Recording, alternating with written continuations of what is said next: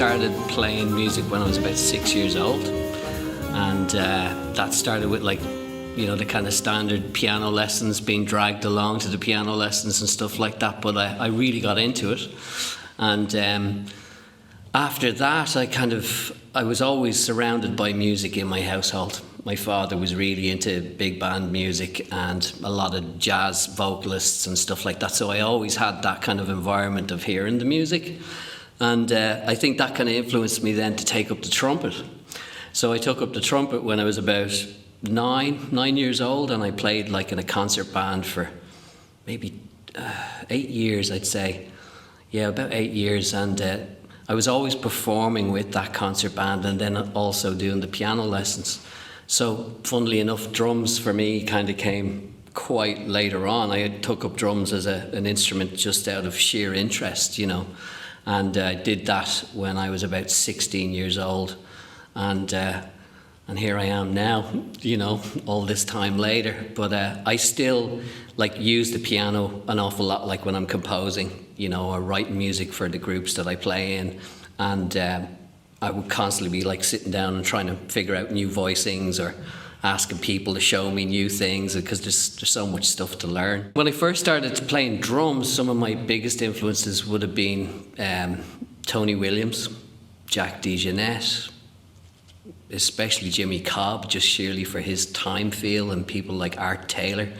So it was funny, I was coming to the music kind of late, but I was listening to a lot of the music from hard bop, bebop, hard bop era. And then that kind of advanced as my tastes kind of advanced, and the groups I was playing with would bring in different types of material, and then I would listen to different drummers and try and find out what exactly they were doing. And I'd be influenced as well by people like Jeff Tane Watts, although I don't play like him. I wish I did. But what I liked about him was his fluency with regards to being able to switch from one style to another, and a lot of the kind of rhythmic modulation stuff that he did when he was playing with Winton's group and Bramford's Marsalis's group. So I really liked Tane, but I've always gone back to Tony, Jack, Elvin, Jimmy, those type of drummers, yeah. And not just drummers. I obviously listened to Wayne Shorter, Miles Davis, and not just jazz. It'd be a huge influence of different styles of music. It could be anything like funk or rock or classical or folk music or whatever. As long as it's got a good melody and it's got a good groove to it, it'll get my attention.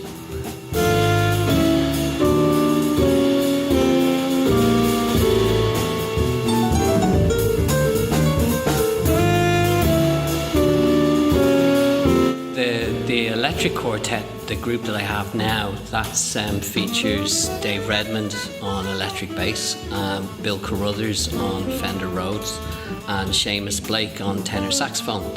And that group kind of came about from, I suppose the fact that I've been playing with Dave and Bill since 2007. We played as a trio for a very long time.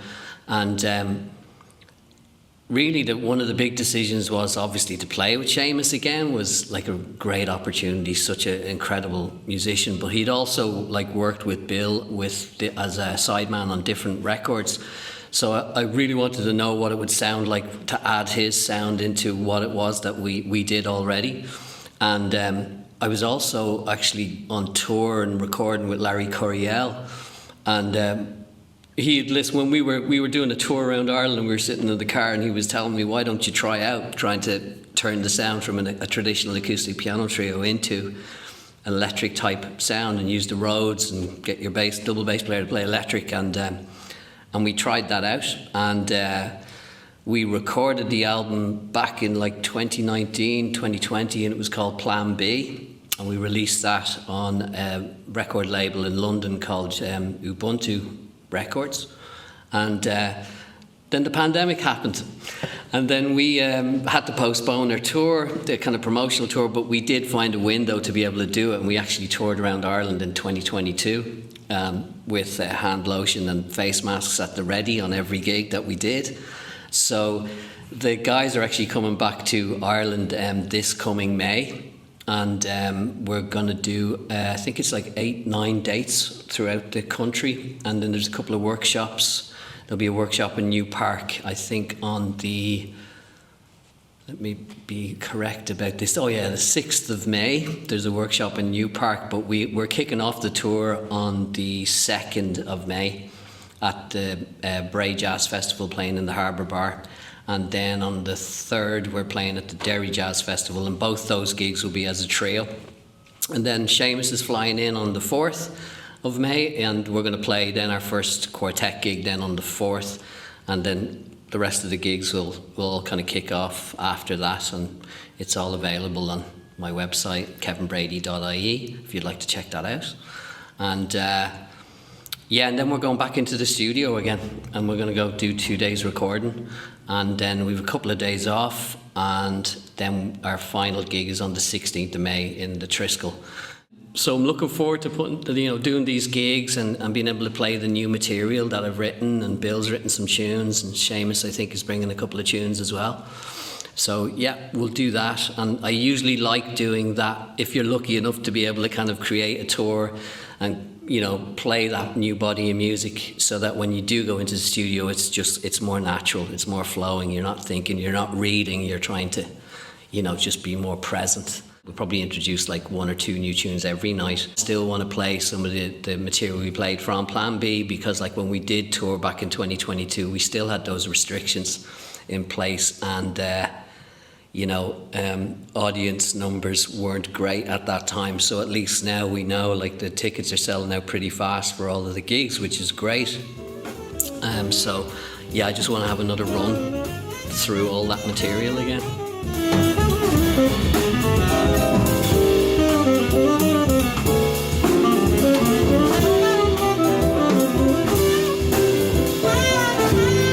One of the projects I've been involved with for a good few years now is the RBG trio with Milena Gillard and Dave Redmond, and that's been really, really interesting, a lot of fun, because the music that both those guys write as well, it's very interesting. Obviously there's no chordal instrument in that, and we're kind of trying to give our little bit towards like that kind of classic Sonny Rollins type style trio. Like, once we have the sketches of what we're going to do with the lead sheets and the map of where we're going to go from point A to point B, I think the key is to try and still keep that element of like flow being able to happening in the music, and especially with these musicians, they're such high level guys that they can bring so much different stuff every performance. So when we did that with the RBG trio, and Milena Gillard, she wanted to kind of go in with more like an open approach, and it definitely helped, because I think like the majority of stuff that we actually ended up using were first takes on that record, and nearly actually all of the takes that are on the Plan B record, they were all ended up being first takes.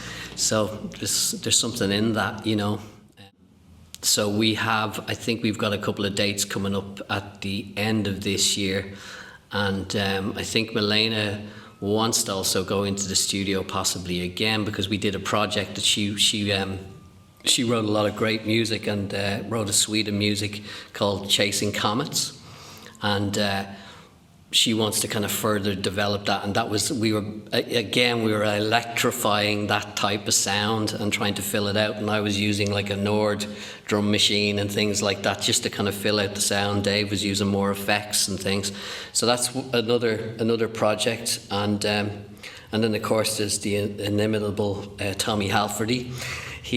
We have a couple of trio gigs with him.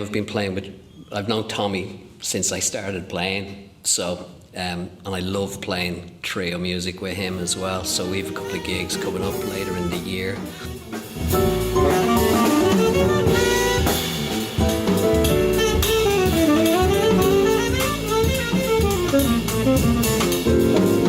Most people in Ireland would know Newpark Academy of Music, or it was first called Newpark Music Centre, and I suppose it's kind of synonymous with jazz education, always has been. I think when Ronan Guilfoyle and Connor and, Tommy and people like that, and even before, they started out the jazz program there, and now it's obviously here in DCU.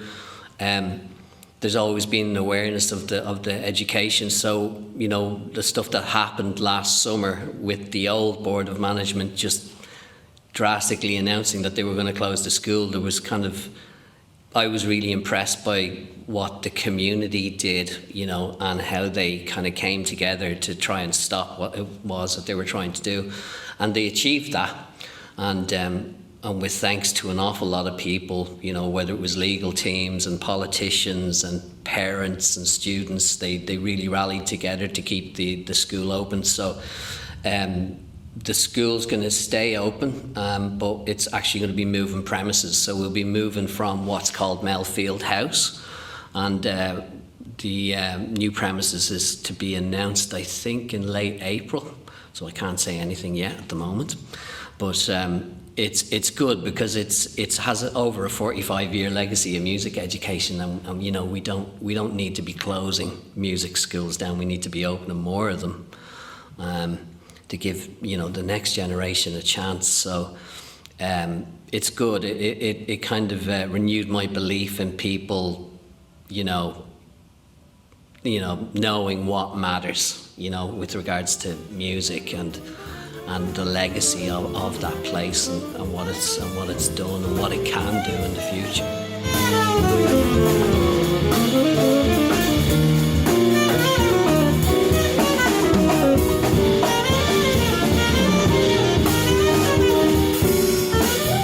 You've got so many industrious kind of entrepreneurial musicians who are going out there and creating opportunities, you know, for themselves and for their music. And I think since the pandemic, there's been on average, you know, you go out on a Wednesday night, I'm sure there's like probably 2 or 3 places around the city that you can go and hear the music. Definitely on a Thursday night, there's about 4 places playing.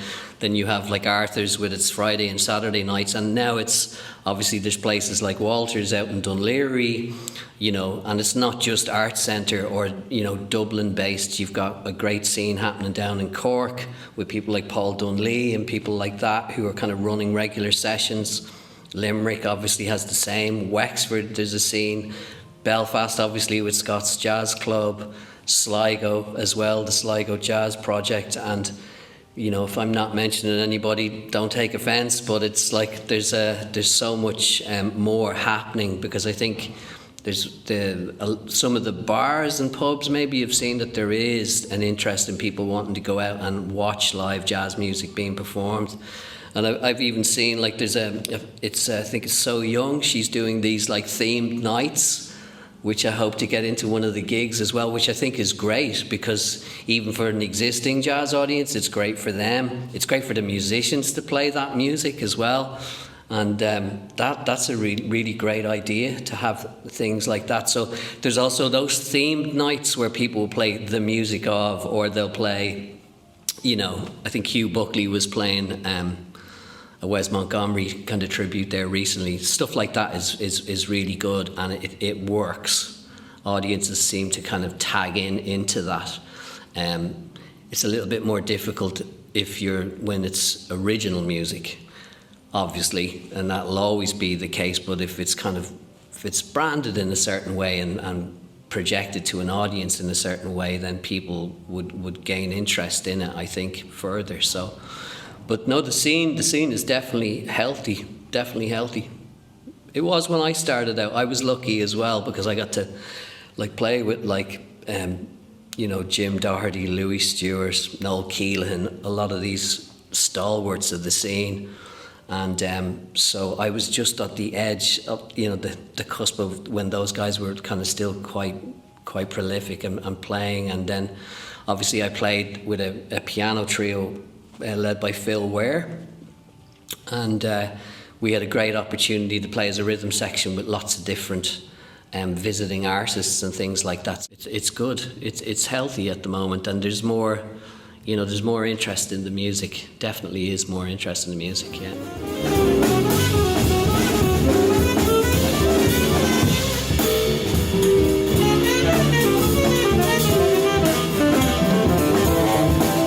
My plan really at the moment is to just, you know, get this tour done in May and and go in and try and capture a moment in the recording that we're going to do, and and then forget about that moment, go mix it, then go master that album, and then the plan is to be touring with that group abroad, to be touring internationally.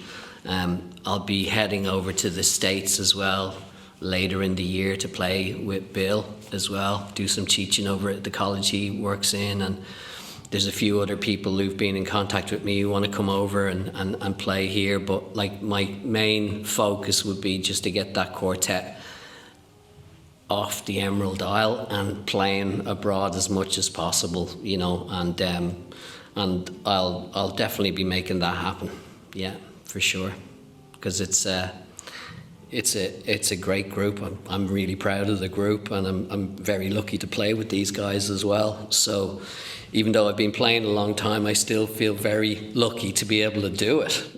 Yeah, that's enough, I think, at the moment. Trying to juggle everything, but it's good. It's good. It's all very different. The music's all very different, and I have to kind of approach things in a different way every time, so it's good. Keeps it fresh.